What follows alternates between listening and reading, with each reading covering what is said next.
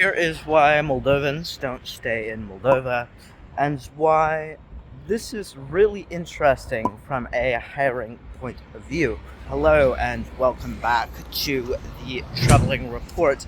Today we are going over why exactly Moldovans live in countries outside of Moldova and why it's potentially very interesting from the standpoint of creating jobs and hiring here in Moldova, alongside the crux of issues in Moldova that lead to mass migration. So, oftentimes in a lot of developing countries, there is immigration, meaning that more people leave than stay.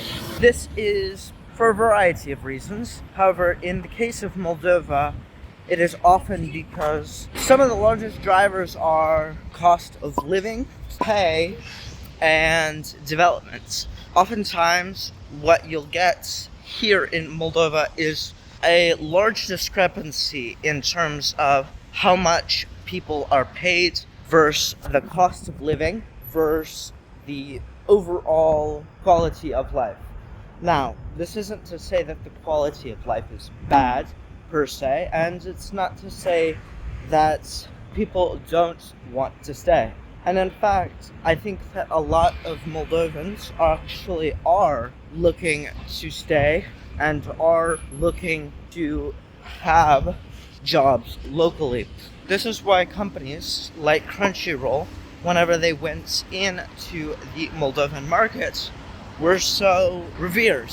And so this creates an interesting dynamic, as there's another immigration pressure, which is the fact that nearly all Moldovans are eligible for Romanian citizenship. And so, with that being the case, immigration becomes extremely easy in comparison to a lot of other countries.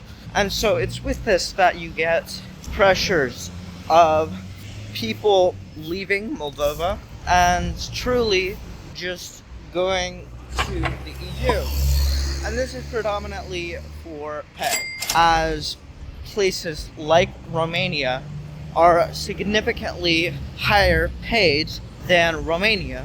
I believe the average wage is almost 3 times higher in Romania net than it is in Moldova. And so in essence, you have all of these financial pressures. Moldova is not that much cheaper than Romania is. And then on top of that, you have some of the lowest salaries in Europe. And honestly, Moldova being the second poorest country in Europe, you gain sort of an idea of what the mentality is towards immigration. Of course, there are countries that are significantly wealthier with even higher diasporas than Moldova. For instance, Albania, they have a significant diaspora, or Bosnia, or Serbia. Places like this have significant diasporas in Germany, Poland, in the US. Places like this where obviously the financial pressure is less. Now, actually, a lot of these countries do not praise the United States or Germany as much as they do their home country, and they want to stay in their home country. So this is another arbitrage opportunity, of course. However, most people are opportunistic, and they deal with opportunity where they can get it. And so with the opportunistic nature of especially jobs, this creates a interesting immigration pressure that isn't seen in some other places. And again, Moldova is unique because you have the significant driver of them being able to obtain Romanian citizenship. And I think that within the next few days here, of course, subscribe if you're interested in this. I will be interviewing people to see what the potential that they get Romanian citizenship is, and how people perceive getting Romanian citizenship, alongside how people perceive remote jobs and so forth across Moldova, as I believe increasingly they are becoming more popular than leaving. And so really, if I had to boil it down to 3 or 4 things, it is access, capital, pressure of cost of living, and then also something that is lesser talked about is family.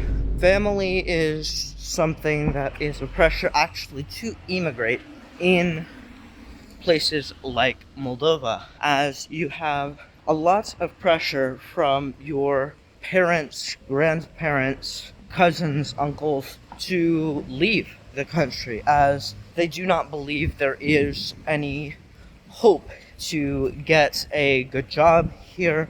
They don't believe there is a hope to build a family, and Moldova has one of the highest birth rates, in fact, in Europe, which is not talked about, and it's not widely statistically known, as Moldova's statistics are laughable. But indeed, there are a lot of kids here, and it is a very kid-friendly society. And so you gain some of the idea of why people immigrate. So, of course, I am doing research here on the grounds in beautiful Chișinău, Moldova. If you appreciate that, I would appreciate a like. If you are looking to join me on this journey of global mobility, globalization, internationalization, I would appreciate a subscription. If you're really looking for a way to help me out and you really enjoyed this video, feel free to share. If you are looking for behind the scenes content and you are wanting to financially support this channel, feel free to look at Patreon down below. Additionally, if you'd like to create a global structure or create global mobility, you can click the link down below, the Calendly link, for a one-on-one call with myself. 15 minutes, absolutely free. And so, without further ado, this has been the Traveling Report, signing off.